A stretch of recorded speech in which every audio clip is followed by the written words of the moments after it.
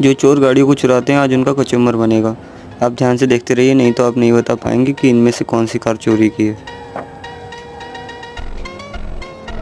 मुझे तो लगता है यही वो कार है, लेकिन उसे देखने से पहले। बेटा, मुझे देखकर इग्नोर मत करना।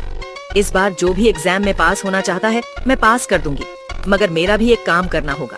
तुम्हें इस वीडियो को एक लाइक और चैनल को सब्सक्राइब करना होगा और 5 सच्चे मित्र को शेयर करना होगा। और मेरे बेटे, जाते जाते कमेंट में सरस्वती माँ लिख दो।